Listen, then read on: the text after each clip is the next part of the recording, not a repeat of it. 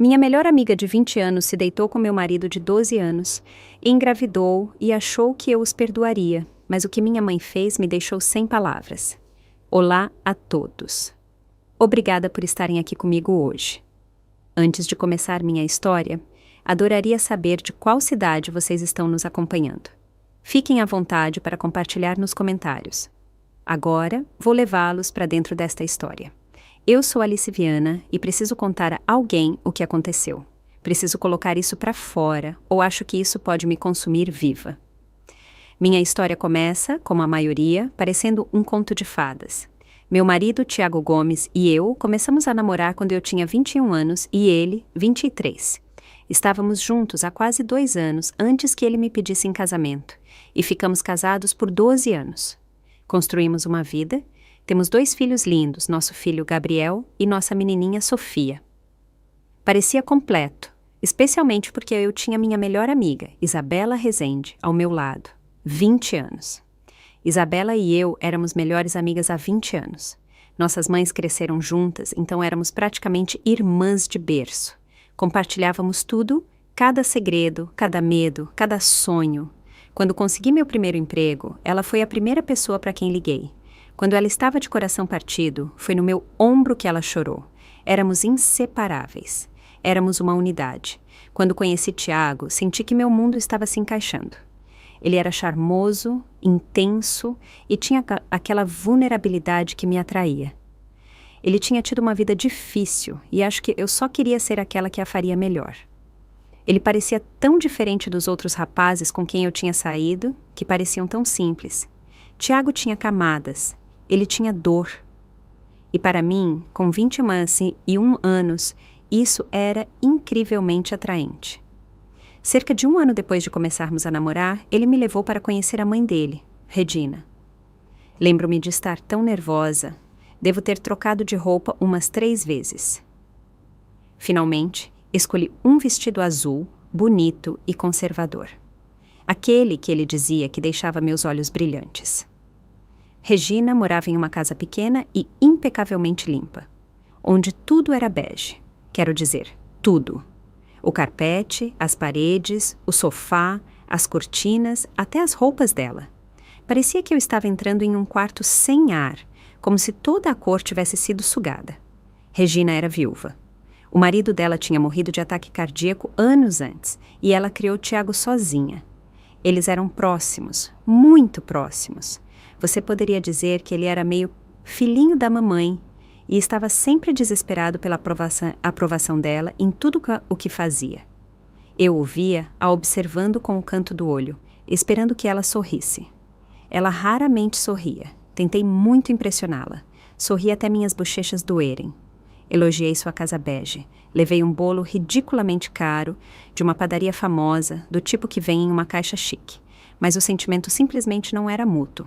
Ela me olhou, realmente me olhou, com aqueles olhos frios e julgadores. Mal tocou no bolo.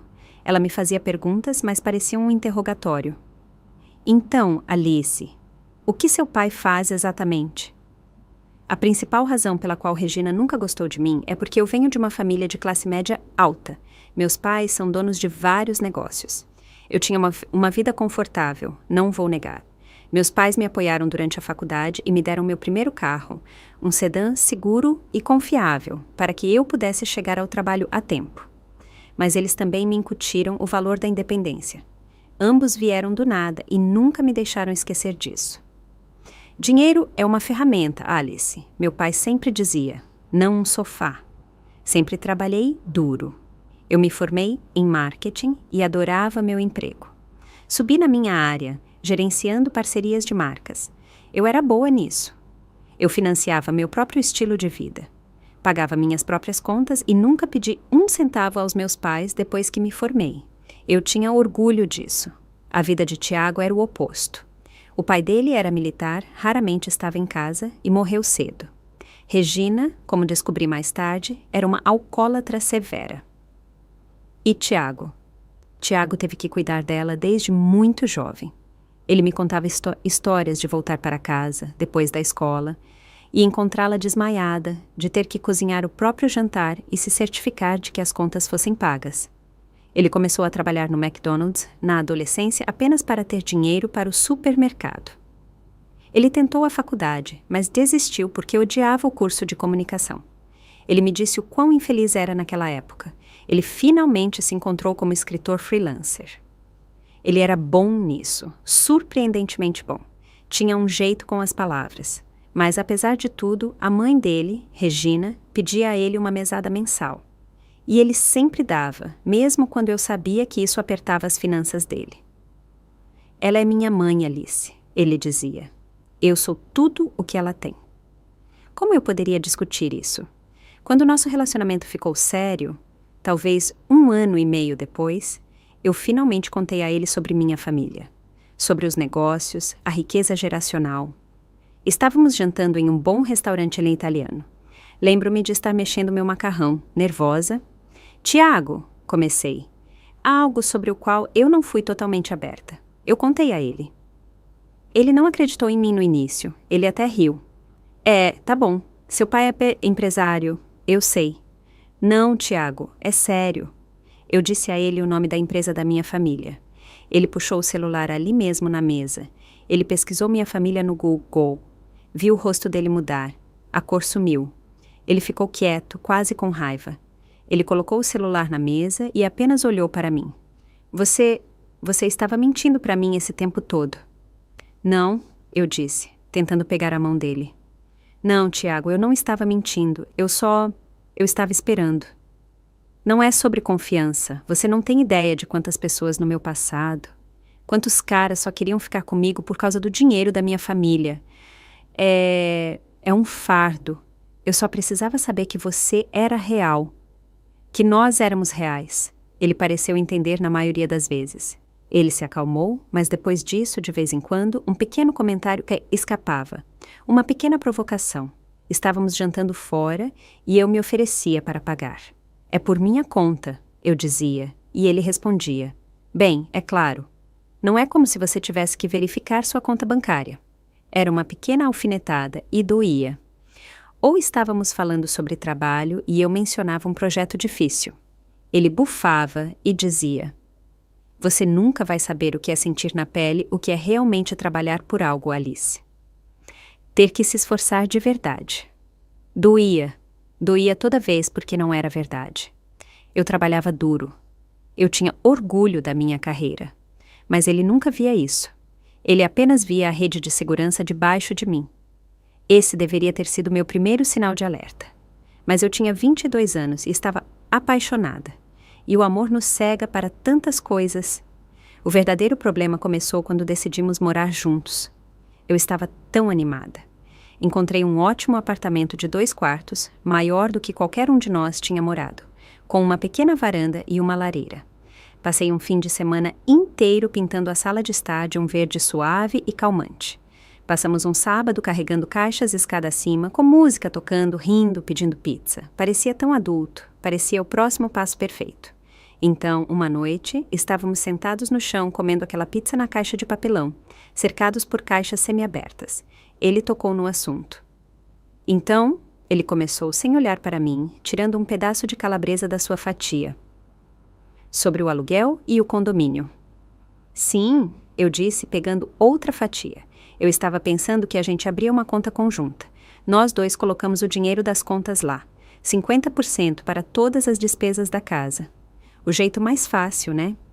Ele largou a pizza. O corpo inteiro dele ficou tenso. Eu pude ver. Alice, eu não acho isso justo. Eu parei, minha mão a meio caminho da boca. O que você quer dizer com não justo? É 50 por 50. Essa é a definição de justo. Não é justo? Ele disse. E a voz dele estava ganhando aquela aspereza que eu estava começando a reconhecer. Não é justo porque você ganha quase o dobro do que eu ganho. E isso nem sequer está contando sua família. Você vem de dinheiro antigo. Eu ainda estou tentando alavancar minha carreira e tenho que ajudar minha mãe. Eu larguei minha fatia. Tiago, o dinheiro da minha família não é meu dinheiro. Este é o meu salário. Somos parceiros. Deveríamos estar dividindo isso. Exatamente, ele disse e se levantou. Ele começou a andar de um lado para o outro. Somos parceiros. o que significa que você deveria me apoiar. Você deveria querer me ajudar. Poxa, é pedir muito? Ou você é como todo mundo, segurando seu dinheiro sobre minha cabeça? Isso não é justo, Tiago, eu disse, levantando-me também. Você está jogando isso para cima de mim. Eu não estou segurando nada sobre sua cabeça. Estou apenas pedindo para sermos parceiros iguais. Iguais? Ele gritou, e eu me encolhi. Ele nunca tinha gritado comigo daquele jeito antes. Você quer falar sobre igualdade? Como é igual que sua faculdade foi paga e eu tive que desistir?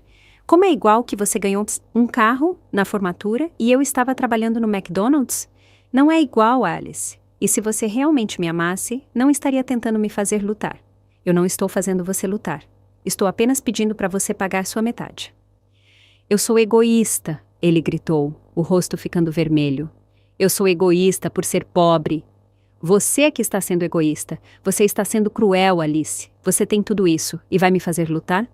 Vai me ver afundar só para provar um ponto? Quer saber? Isso só prova. Você não me ama de verdade. Tchai, se amasse, isso nem seria uma questão. Nós discutimos por 1 hora, indo e voltando. Ele gritou. Ele se amuou. Ele me fez sentir culpada. Ele se sentou no sofá com a cabeça nas mãos e disse que eu era igual ao pai dele, que nunca ajudava a mãe. E, finalmente, eu simplesmente cedi. Eu estava tão cansada, as paredes verdes das quais eu tinha tanto orgulho de repente pareciam estar se fechando. Eu só queria que a briga parasse. Eu queria que ele parasse de me olhar como se eu fosse um monstro. Tudo bem, eu sussurrei. Minha voz estava rouca. Tudo bem, Tiago. Eu cubro o aluguel, mas as contas, água, luz, gás, supermercado... Você tem que dividir isso comigo. Essa é a única maneira. Ele bufou, como se ele fosse quem estivesse fazendo uma enorme concessão, mas ele concordou. Certo. Se é assim que tem que ser, pareceu errado. Pareceu que eu tinha perdido algo, como se uma linha tivesse sido cruzada e não pudéssemos voltar atrás. Mas eu disse a mim mesma que estava fazendo isso por amor, que eu estava sendo a pessoa mais madura. Tive que cortar muito da minha própria poupança, meu fundo pessoal para o caso para cobrir o novo e alto aluguel sozinha. Parei de comprar roupas novas para o trabalho.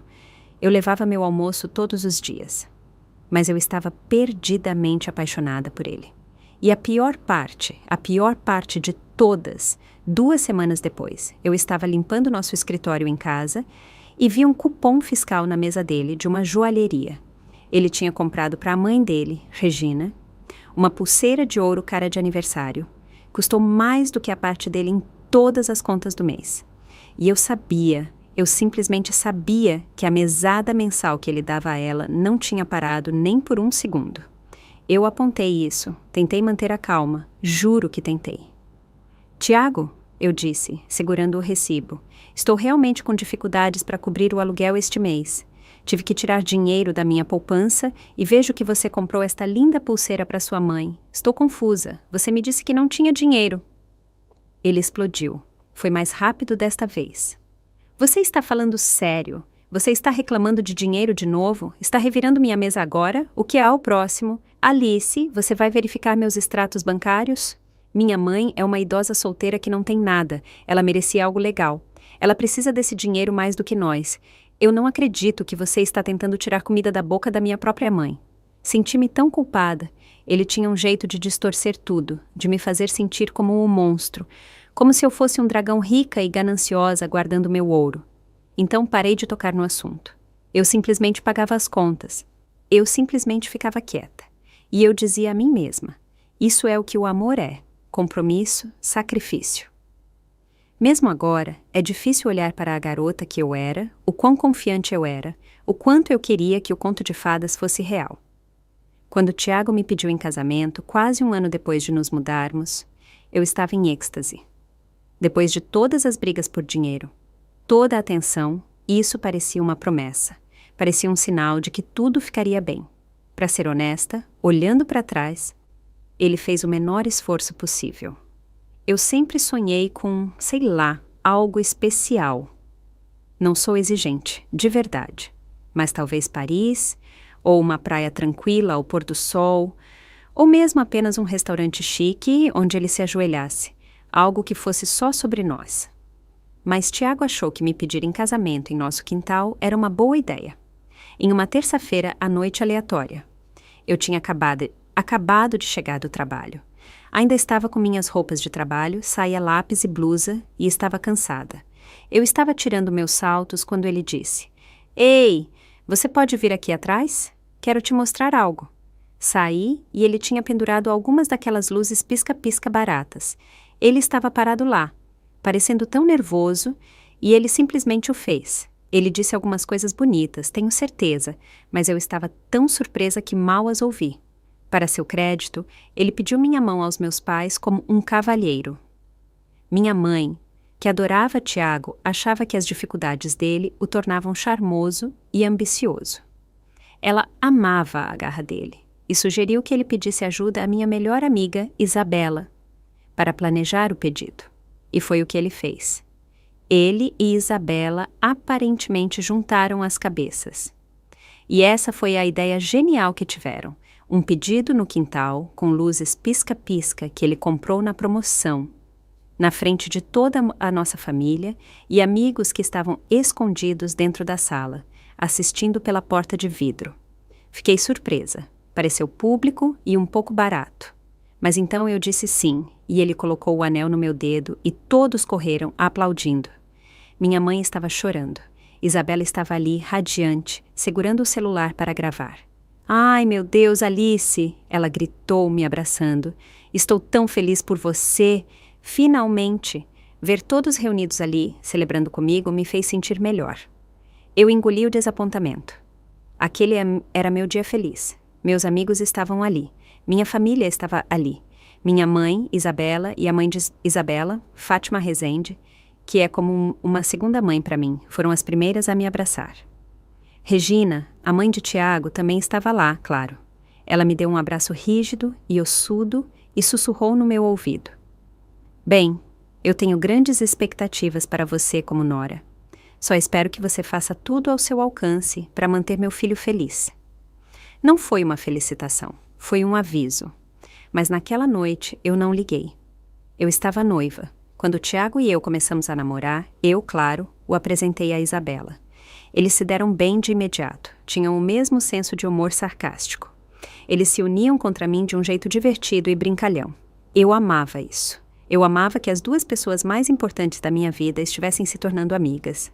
Isabela não apenas ajudou Tiago a planejar o pedido. Ela o ajudou a escolher meu anel. Não pensei em nada disso na época. Achei que era um gesto carinhoso. Ela conhecia meu gosto melhor do que ninguém. Por que ele não pediria ajuda a ela, olhando para trás? Meu Deus, olhando para trás, é tudo tão claro. Como eles riam de piadas que eu não entendia. Como nas festas eu procurava por Tiago e ele estava em um canto conversando com ela, apenas conversando, mas eram sempre eles dois juntos, imersos na conversa. Se eu me aproximasse, a conversa parava e os dois se viravam para mim e sorriam. "Oi, Alice", Isabela dizia. Estávamos apenas falando sobre aquele filme bobo da faculdade. Tudo parecia tão inocente, nunca suspeitei de nada. Ela era minha irmã, minha alma gêmea. Tínhamos feito tudo juntas. A mãe dela, Fátima, me adorava, assim como minha mãe adorava Isabela. Éramos família. Eles eram apenas amigos. Foi só isso que permitia a mim mesma ver. Nós nos casamos, foi um casamento lindo, em grande parte pago pelos meus pais. E mesmo depois do casamento, nada mudou. A dinâmica que estabelecemos quando nos mudamos pela primeira vez simplesmente se solidificou. Tornou-se nossa vida. Continuei a pagar por tudo. Eu pagava nossos encontros semanais, eu pagava nossas férias anuais, eu pagava o financiamento da casa que comprei com uma entrada significativa da minha própria poupança e na qual nós dois morávamos. Por quê? Porque Tiago insistia que estava economizando dinheiro para o nosso futuro. Ele estava economizando o dinheiro dele. Eu estava gastando o meu. Toda vez que eu tentava tocar no assunto para falar sobre nossas finanças, virava uma briga explosiva enorme onde eu era a obcecada por dinheiro, insensível e egoísta. Então, como antes, eu simplesmente parei de tocar no assunto. Era mais fácil apenas pagar. Era mais fácil do que brigar. Então, engravidei de Gabriel, nosso primeiro filho. Foi uma gravidez difícil. Desde o início, eu estava enjoada. Não apenas enjoo matinal. Eu ficava enjoada o dia todo. Perdi peso no primeiro trimestre. Eu estava constantemente tonta. Às vezes, em uma reunião no trabalho, eu tinha que agarrar a mesa para impedir que a sala girasse. Meu médico ficou preocupado. Por volta do 6º mês, ele me disse que minha pressão estava muito alta. Ele estava preocupado com o trabalho de parto prematuro. Ele me disse que eu tinha que parar de trabalhar. Disse que eu precisava ficar de repouso modificado. Fui forçada a pedir demissão. Não foi uma escolha. Eu estava aterrorizada, mas também um pouco aliviada. Eu estava muito, muito cansada. Quando contei a Tiago, ele não me abraçou. Ele não perguntou se eu estava bem. Ele se sentou pesadamente no sofá. Pediu demissão, ele disse, a voz monótona. Pediu demissão do seu emprego. Como vamos viver, Alice? Como vamos sustentar um filho se você não está trabalhando? Eu simplesmente comecei a chorar. Eu estava tão enjoada, tão cansada e tão assustada, e o homem que deveria me proteger, o pai do meu filho, estava olhando para mim como se eu fosse um eletrodoméstico quebrado. Meu médico disse que eu tenho que fazer isso, Tiago. Eu chorei, segurando minha barriga. Ele está preocupado com o bebê. Você não se importa com isso? Claro que me importo com o bebê, ele retrucou. Só estou sendo realista. Vamos ficar sem dinheiro. Sua poupança não vai durar para sempre. O que é que vamos fazer? Senti-me tão sozinha. Naquela noite, liguei para meus pais. Contei-lhes tudo. Contei-lhes sobre as complicações da gravidez, sobre a reação de Tiago, sobre como eu vinha pagando por tudo durante anos. Minha mãe simpatizou com Tiago. Bem, Alice, ele tem razão, ela disse, a voz prática. É muita pressão sobre ele. Centenas de mães continuam a trabalhar grávidas.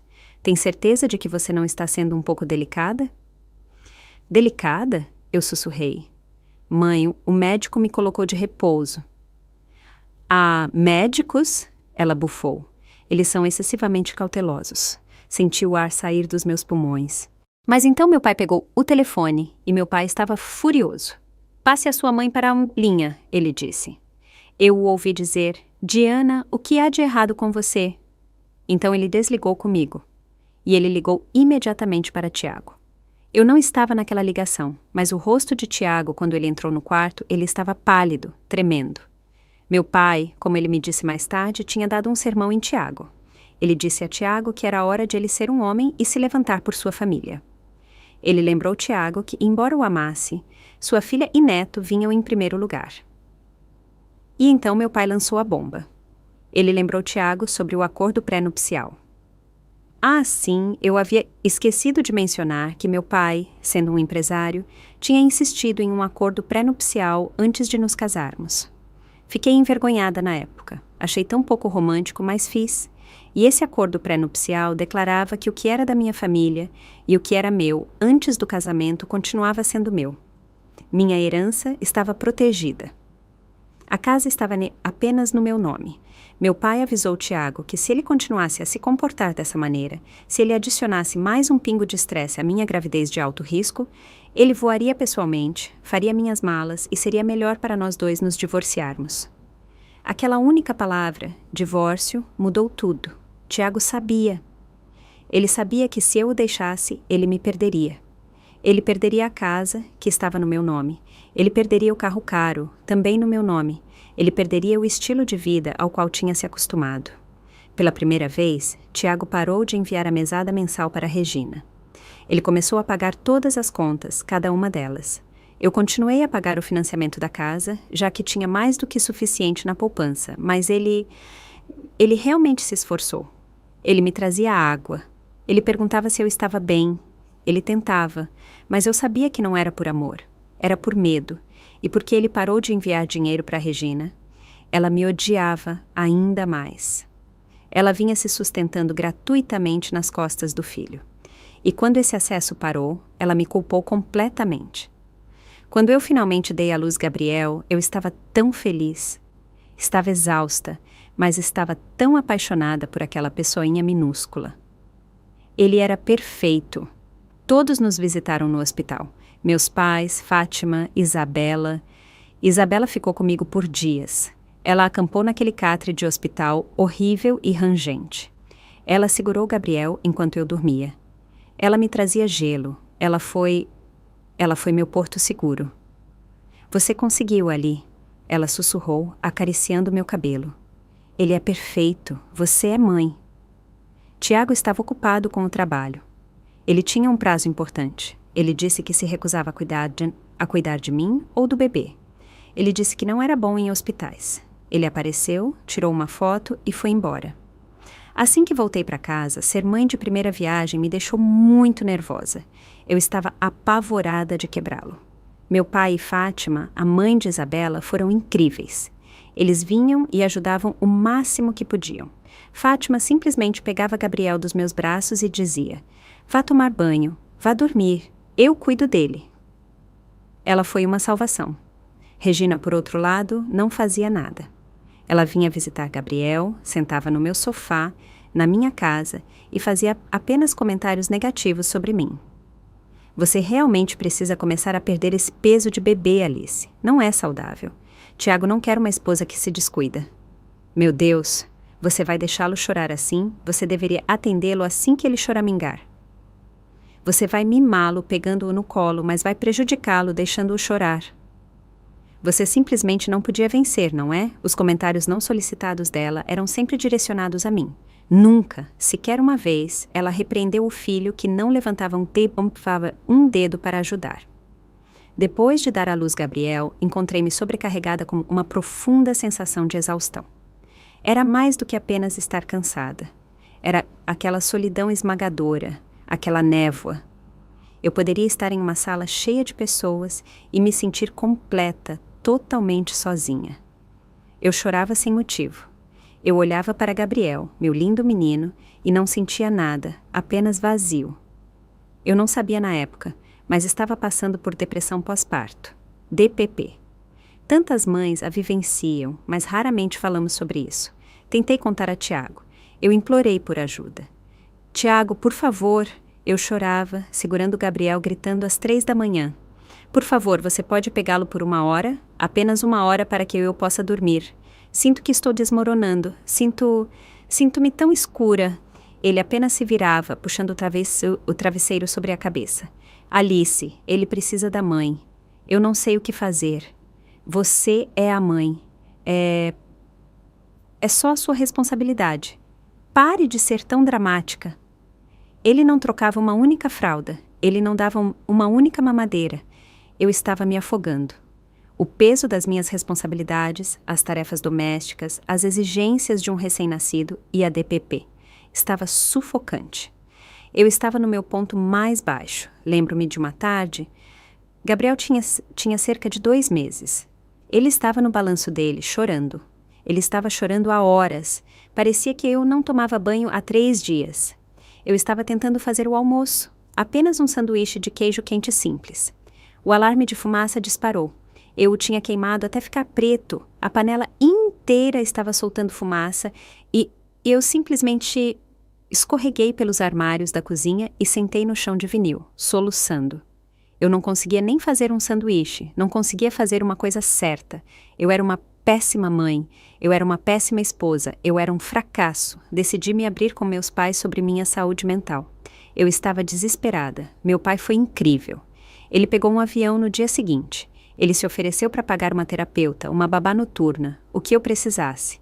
Minha mãe se recusou a acreditar em mim. Alice, pare com isso, ela disse ao telefone, a voz cortante de impaciência. Depressão pós-parto? Isso não existe. No meu tempo, a gente chamava isso de estar cansada. Você tem um bebê lindo e saudável. Você precisa ser forte o suficiente para ele. Pare de ficar se lamentando. É desagradável. Eu reclamei com ela sobre Tiago se recusar a ajudar. Ela realmente me repreendeu. Alice, Tiago é o pai. Ele está trabalhando duro para pagar as contas agora, não está? Foi isso que seu pai o obrigou a fazer. Então você não pode reclamar. Você deveria estar fazendo um trabalho melhor como mãe. Pare de tentar empurrar suas responsabilidades para ele. Doía tanto que minha própria mãe não conseguia ver o quanto eu estava lutando. Parecia que eu estava me afogando e ela estava parada à beira da piscina me dizendo para simplesmente nadar melhor. Com a recusa da minha mãe em acreditar em mim, A falta de esforço de Tiago e as constantes provocações negativas da minha sogra, eu simplesmente permaneci naquela névoa de depressão. Minha única luz, meu apoio constante era Isabela. Ela vinha, dava uma olhada em mim, meu cabelo por lavar, o leite regurgitado na minha camisa, as olheiras escuras sob meus olhos, e ela simplesmente agia. Ela pegava Gabriel, trocava a fralda dele e o colocava no carrinho. Vamos dar uma volta, ela declarava. E naquelas caminhadas, eu simplesmente desmoronava.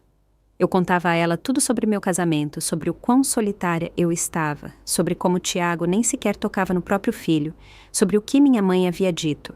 Ela apenas ouvia. Ela me segurava, enquanto eu chorava, em um banco da praça. Ela ficava furiosa por mim.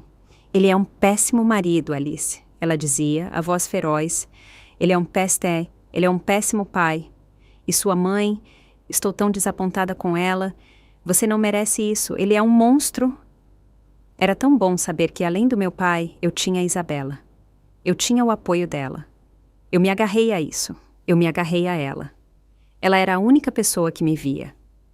1 ano depois, para meu choque absoluto, descobri que estava grávida de novo. Foi um acidente completo. Eu estava tomando anticoncepcional, mas eu estava tão atordoada com a DPP.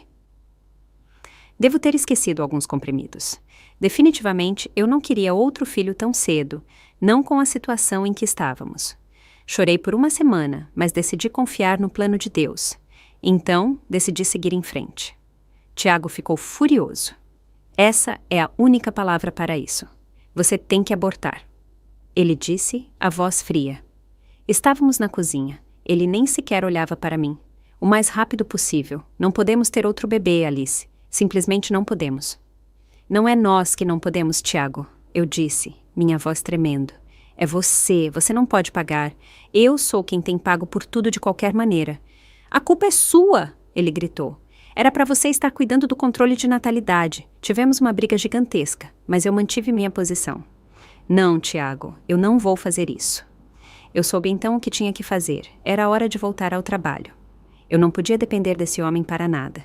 Entrei em contato com minha antiga chefe, que ficou emocionada e feliz em me ter de volta.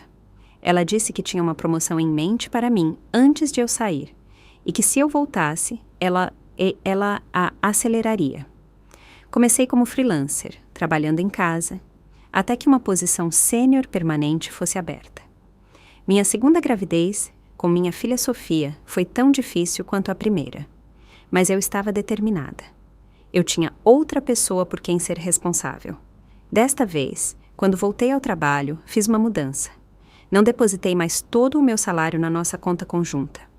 Comecei a pensar no meu futuro, no futuro dos meus filhos, no fundo universitário deles. Meu salário era meu novamente. Então, comecei a guardar 50% do meu salário em uma conta privada a qual ele não tinha acesso.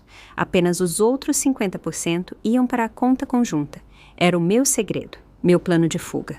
Assim que comecei a ganhar dinheiro novamente, um salário significativo, Tiago ficou mais preguiçoso. Foi quase imediato.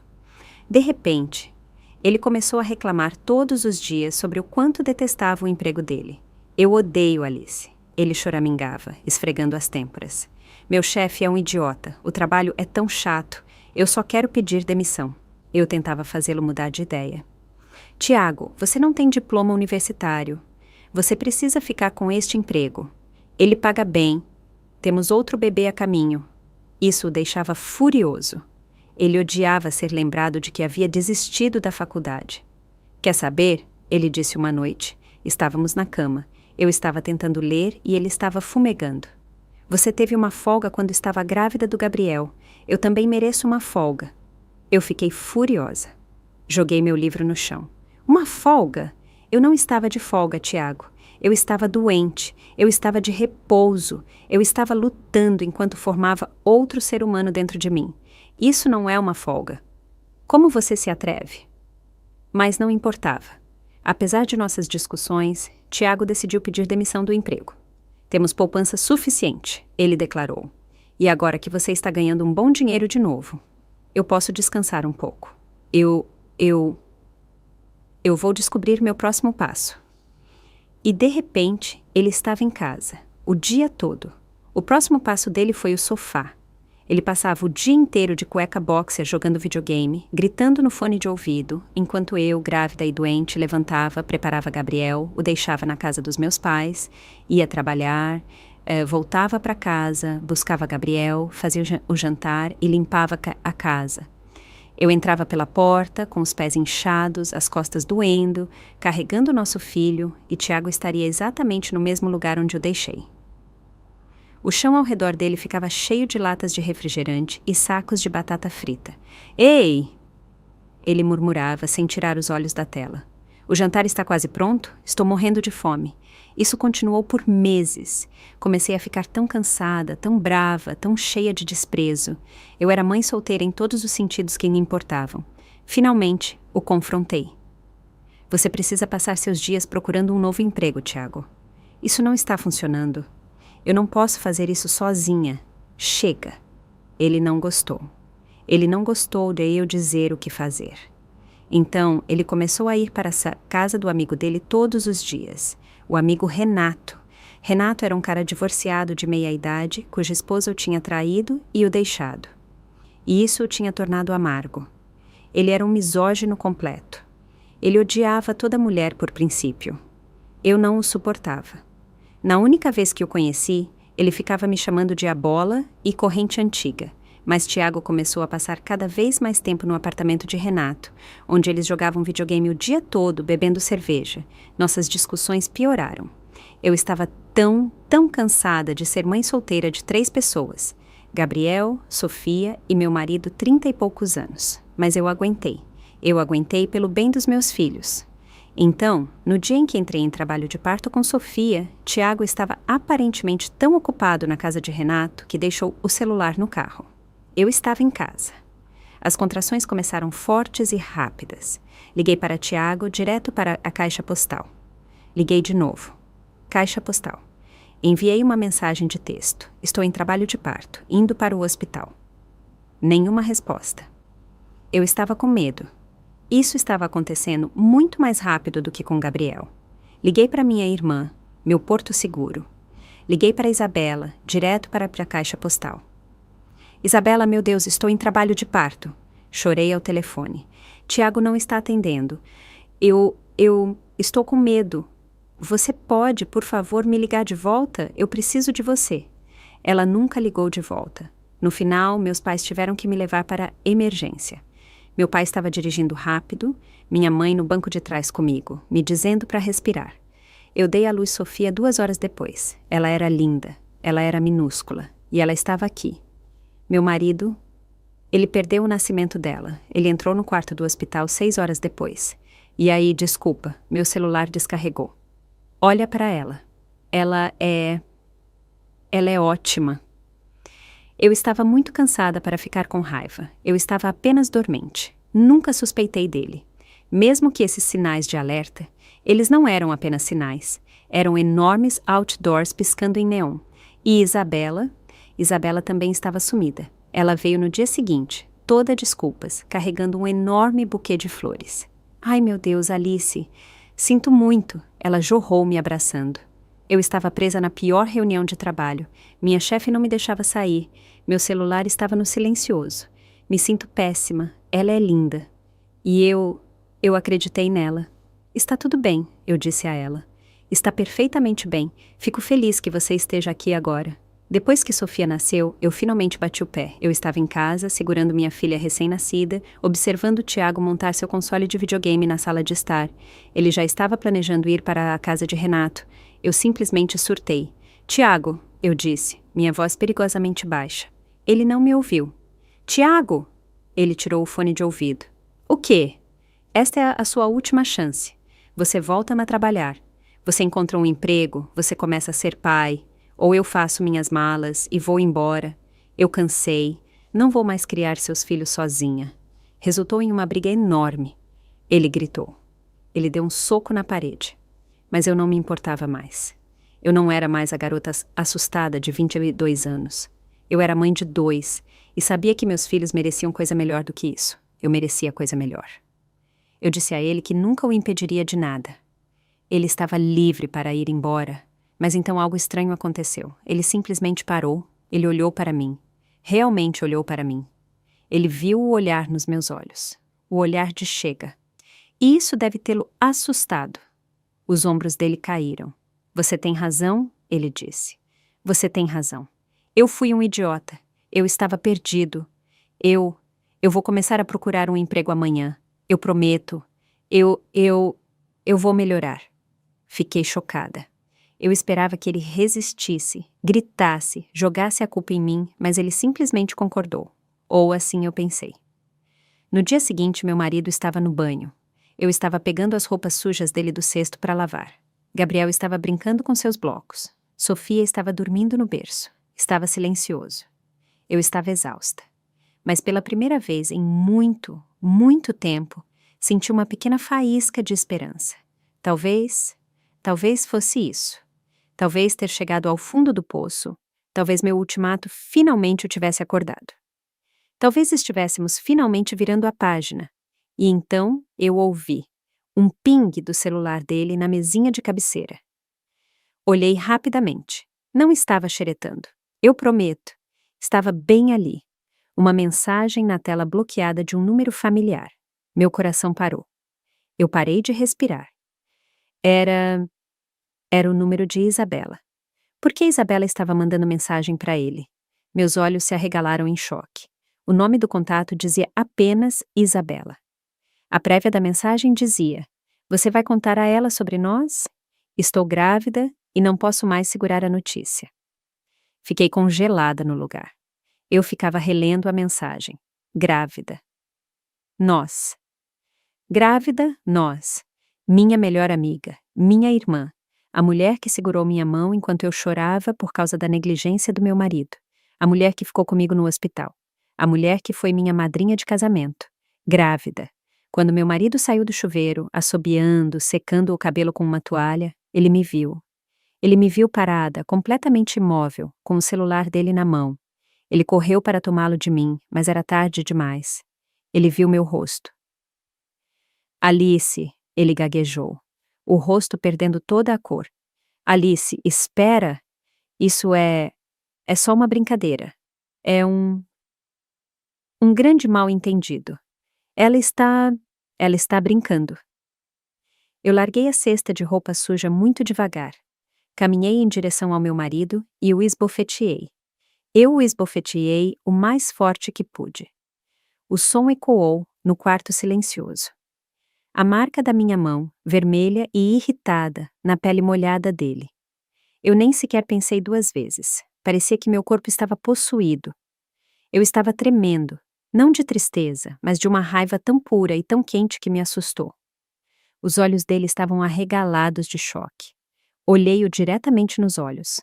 Você está morto para mim, eu disse e me virei. Fiz uma mala para mim.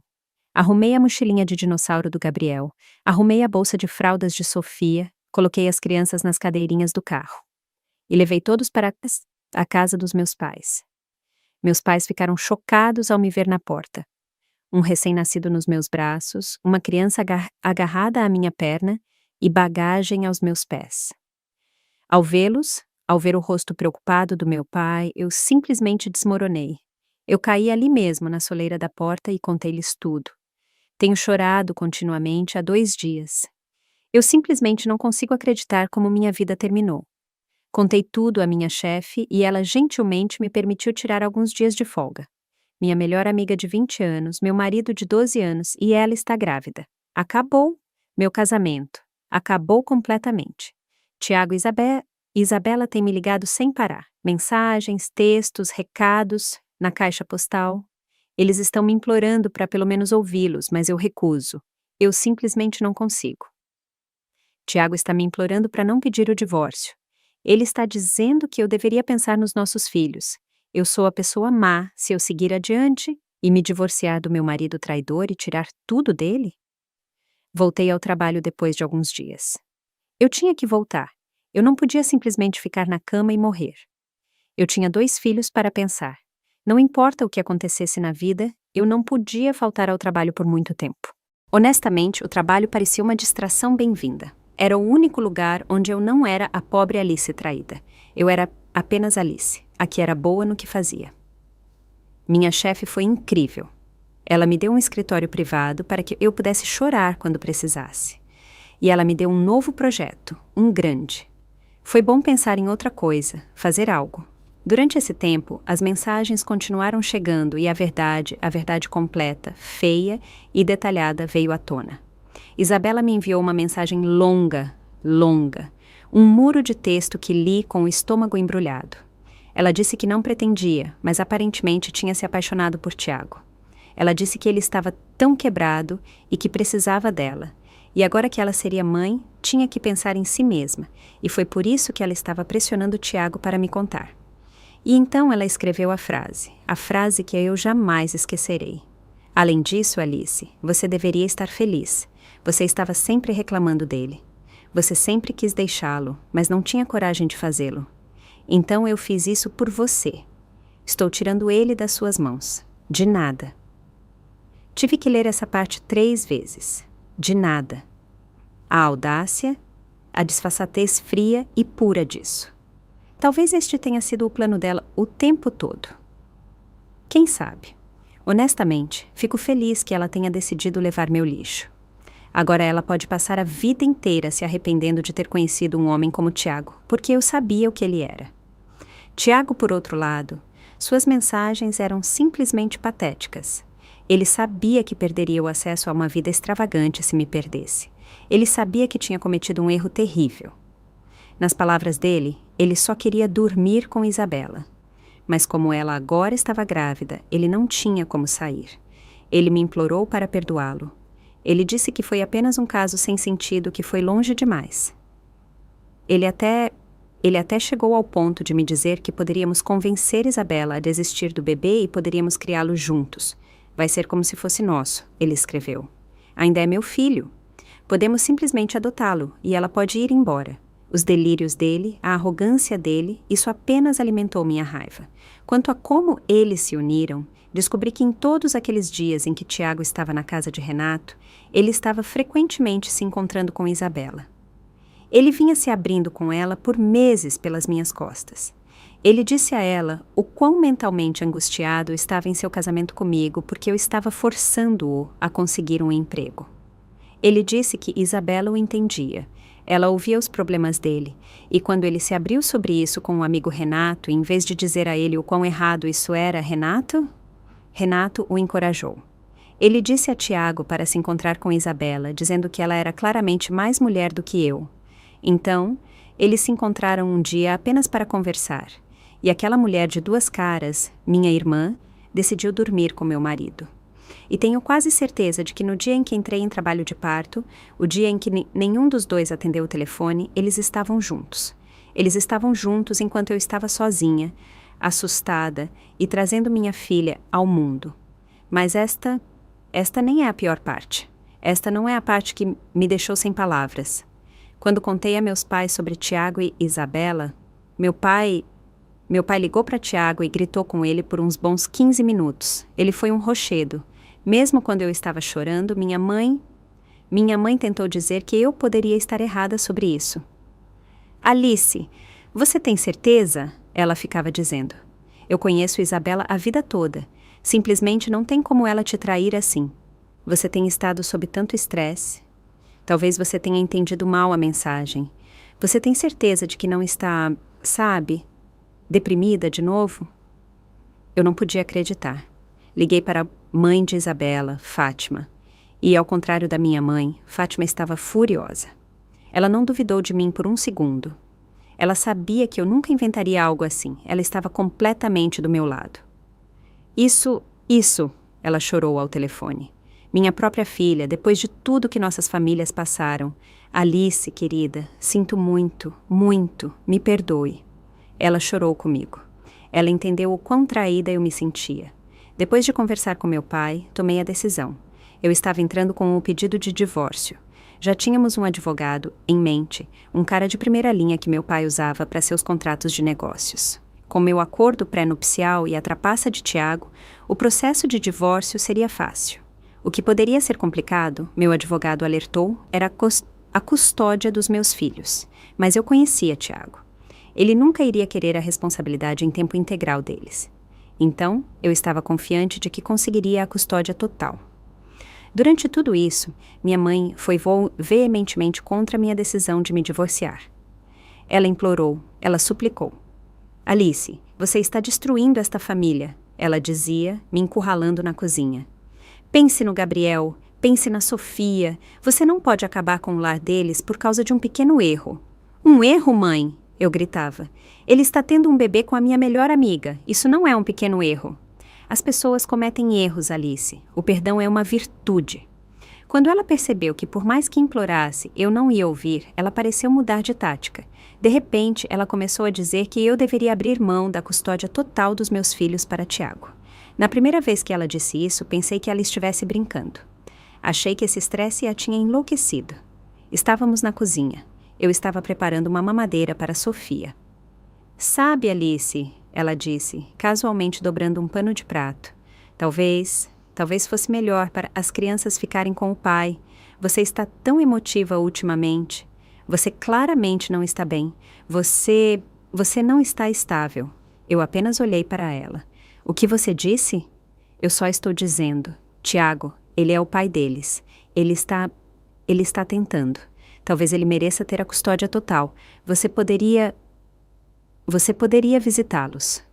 Pensei que ela tivesse enlouquecido, mas ela continuou dizendo isso. Por 4 dias. Alice, você precisa pensar em dar as crianças para Tiago. Alice, um juiz pode não te dar a custódia. Sabe? Não depois daquela DPP. Eles podem pensar que você é uma mãe inapta. O comportamento dela começou a me deixar extremamente desconfiada. Por quê? Porque minha própria mãe me pediria para abrir mão dos meus filhos quando ela sabia que Tiago não era um pai capaz. Senti um calafrio no estômago. Eu sabia que precisava me sentar e confrontá-la na frente do meu pai. Eu tinha que descobrir exatamente o que ela tinha em mente. Meu advogado entregou os documentos de divórcio a Tiago. Ele me ligou chorando como um bebê chorão, implorando para que eu o perdoasse. Eu simplesmente ri. Eu ri da miséria dele e disse para ele se preparar para perder tudo. Gabriel e Sofia estão bem. Tiago nunca passou muito tempo com eles, então mal notam que ele está faltando. As pessoas na nossa cidade descobriram. A notícia do meu divórcio devido à punhalada nas costas de Isabela se espalhou como fogo. E todos estavam do meu lado.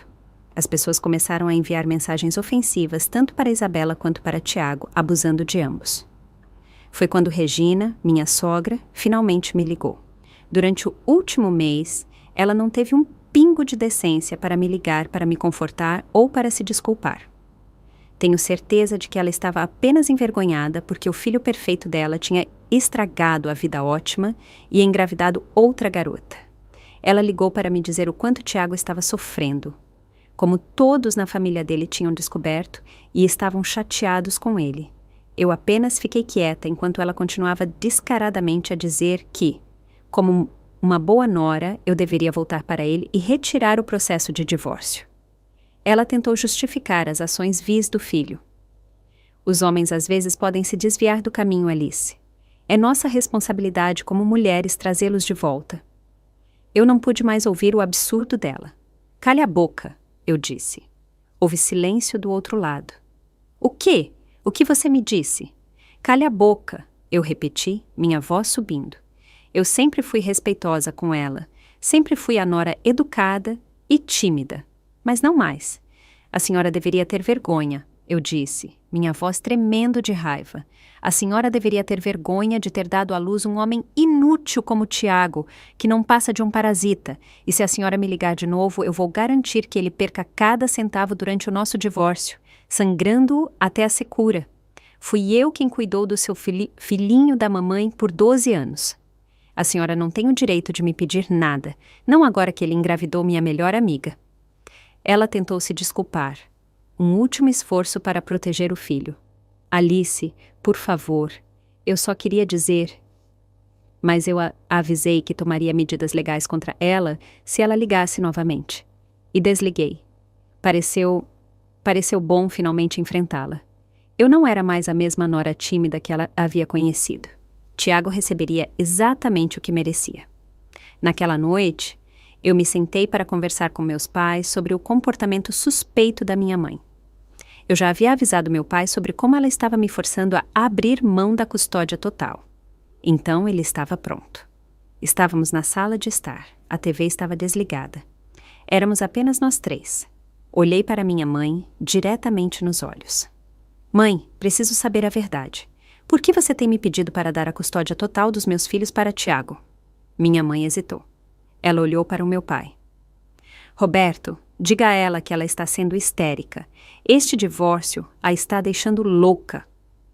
Meu pai apenas olhou para ela. A voz dele estava calma, e isso era mais aterrorizante do que qualquer grito. Responda a pergunta, Diana. Por que você está tentando tirar os filhos da sua filha dela? Meu pai continuou pressionando-a. E finalmente, ela se abriu. Para meu choque, minha mãe me contou. Ela me disse que depois que revelei o caso, ela decidiu confrontar Isabela sobre isso. Ela não acreditava em mim, então foi ver Isabela sozinha. Elas se encontraram em uma cafeteria e Isabela começou a implorar por perdão.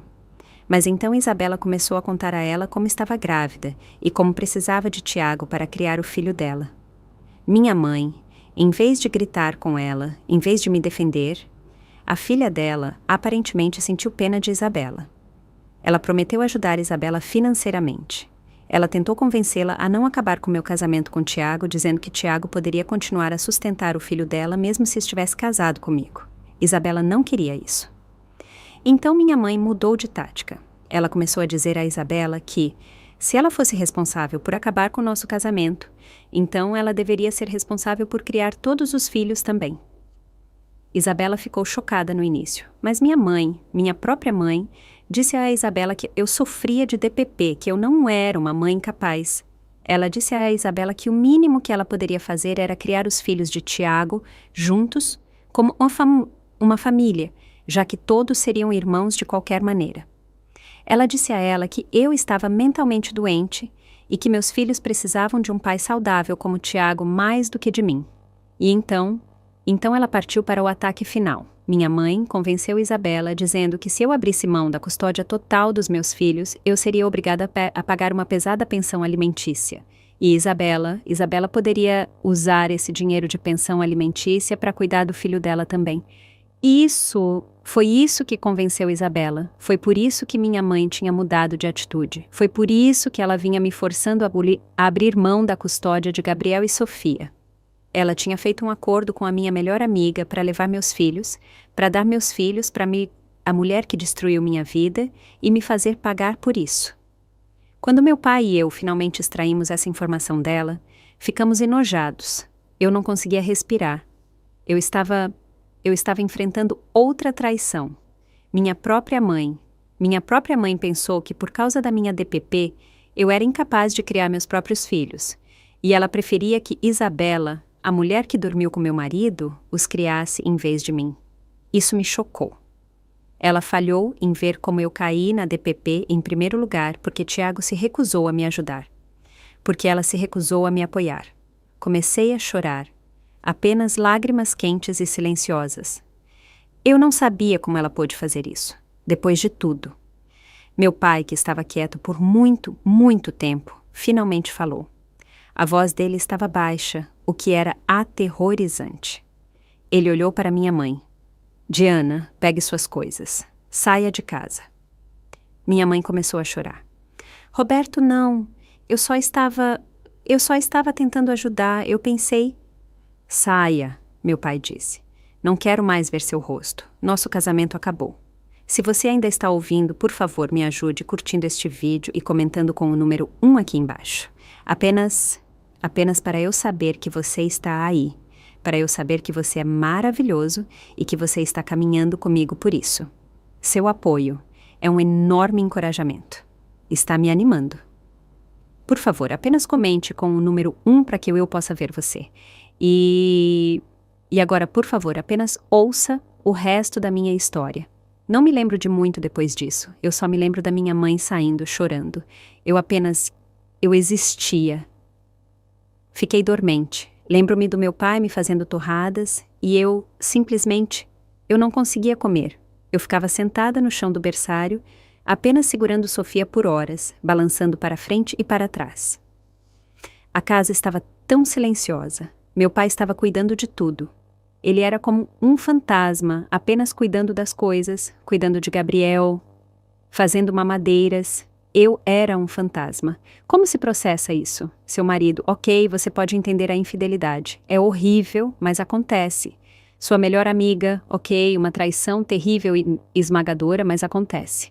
Mas sua mãe, aquela que deveria protegê-la, aquela que deveria amá-la incondicionalmente, como você se recupera disso? Senti-me completamente sozinha. Gabriel me trazia seu dinossauro de brinquedo. Ele era apenas uma criança, mas sabia. As crianças sempre sabem. Ele apenas acariciava meu braço. Mamãe triste. E eu apenas concordava com a cabeça porque eu não tinha as palavras. Parece que não posso mais confiar em ninguém. Todos parecem me trair. Como se eu não significasse nada para eles. Já se passaram 6 meses desde aquele dia. E eu sei que faz muito tempo. Primeiro, consegui meu divórcio no mês passado. Meu pai tem sido minha espinha dorsal durante toda essa situação. Ele me manteve seguindo em frente. Ele me levou para a terapia. Ele se certificou de que eu comesse. Ele se certificou de que eu levantasse. Ele disse: Alice, vamos ver isso até o fim. Vamos libertar você. Prosseguimos com o processo de divórcio. Estávamos no tribunal. Foi intenso. Tiago estava lá, parecendo pálido e magro. Ele tinha perdido peso, ele parecia patético. Regina estava na última fila, me encarando. Isabela, fui informada, não estava lá. Acho que ela estava muito grávida ou muito envergonhada para mostrar o rosto. Minha advogada, ela era uma tubarão. Ela foi incrível. Como esperado, Tiago não conseguiu nada de mim graças ao meu acordo pré-nupcial. Quando chegou a hora da custódia dos meus filhos, ele lutou. Ele lutou muito. O advogado dele tentou argumentar pela custódia total no início. Quando isso foi ridicularizado, ele tentou pedir a custódia compartilhada. O advogado dele tentou me pintar como uma mãe instável. Eles trouxeram à tona minha DPP. Eles tentaram dizer que eu era errática. Mas minha advogada estava pronta. Ela argumentou como Tiago tinha sido um pai ausente durante todo o nosso casamento, como ele não tinha um emprego adequado, como a própria mãe dele era uma alcoólatra conhecida, e como ele não só me traiu, mas engravidou outra mulher. Ela tinha fotos de detetive particular dele no apartamento de Renato bebendo cerveja às 11 da manhã, em uma terça-feira, em vez de procurar emprego. Ela tinha os extratos bancários dele mostrando nenhuma renda e cupons fiscais de videogames. Ela tinha tudo. Eu nunca vou esquecer as palavras do juiz. Ele olhou para Tiago com tanto desdém. A custódia total é concedida à mãe, senhora Alice. O senhor Tiago pagará cheques mensais de pensão alimentícia. Dado o acordo pré-nupcial, o senhor Tiago não receberá apoio conjugal ou bens deste casamento. Ele terá visitação supervisionada 2 vezes por mês em uma instalação de escolha do tribunal. Próximo caso. Nada me fez sentir mais satisfeita do que ver o rosto dele simplesmente cair, em tristeza, em derrota. Olhei para trás para ver Regina. Ela estava olhando para mim com raiva pura e não filtrada, e eu dei a ela um sorriso malicioso, apenas um pequeno e lento, exatamente como eu tinha prometido. Eu consegui o que desejava, eu venci. Em segundo lugar, em relação à minha mãe, ela implorou e implorou. Ela implorou por perdão a mim e a meu pai. Meu pai, ele se recusou firmemente a deixar o que ela fez passar tão facilmente. Ele pediu para ela ir para a terapia. Ele disse que ela precisava conversar com alguém sobre o machismo internalizado dela, para que ela pudesse entender exatamente o quão errada ela estava em ter me tratado dessa maneira quando eu estava tão vulnerável. Eu sei que meus pais se amam. Parte meu coração vê-los separados, mas eu entendo porque meu pai quer que ela converse com um terapeuta. Minha mãe, para seu crédito, tem ido religiosamente à terapia. Ela continua a ficar com a irmã. Eu não sei se isso a ajudará de alguma forma, mas espero que ela mude. Embora eu tenha bloqueado Isabela, ainda estou em contato com a mãe dela, Fátima. Fátima, assim como me prometeu, cortou todo o contato com a filha. Ela me informou na semana passada ao telefone. Ela me disse como Isabela foi removida do testamento dela, da herança dela, e eles me adicionaram no lugar. Fátima me disse: Alice, querida, meu advogado finalizou. Minha herança vai para você e para Gabriel e Sofia. Você é a filha que eu sempre quis. Você e essas crianças são minha família agora. Parece quase cômico ver como o karma está lenta, mas seguramente alcançando Isabela. Também ouvi boatos. Tiago não quer se casar com Isabela e não quer ter nada a ver com a criança, exatamente como eu sempre soube. Regina está furiosa com Tiago, já que ela já perdeu 2 netos, Gabriel e Sofia, por causa dele. Mas ele permanece irredutível. Então Isabela, ela conseguiu o prêmio dela. Um homem que não a ama, um bebê que ele não quer e uma sogra que provavelmente a odeia tanto quanto me odiava. Ela está presa e eu estou livre. Quanto a mim, estou muito melhor desde o meu divórcio. Estou focada apenas nos meus filhos por enquanto. Não quero continuar me apegando ao passado. Não vou dizer que esta jornada tem sido fácil. Foi a coisa mais difícil que já fiz, mas vou dizer que não me arrependo de nada do que fiz. Fico feliz por ter amado Tiago. Fico feliz por ter me casado com ele, porque caso contrário, eu não teria esses 2 filhos lindos, incríveis e perfeitos. E de uma maneira estranha e distorcida, fico feliz que ele tenha me traído, porque esse foi o empurrão final. Este foi o empurrão final de que eu precisava para me afastar dele. Caso contrário, eu ainda poderia estar presa naquele casamento sem amor, sendo mãe solteira de 3 pessoas. Acho que tudo realmente acontece por um motivo. E eu acredito no plano de Deus. Obrigada. Muito obrigada a todos por ouvirem minha história. Significa mais do que vocês imaginam poder dizer tudo isso em voz alta. Se você passou por algo assim, ou se alguma parte disso tocou você, por favor, eu adoraria ouvir de você nos comentários. Prometo que leio todos. E se você ainda não o fez, por favor, curta este vídeo e se inscreva. Isso realmente ajuda. Vejo vocês na próxima vez.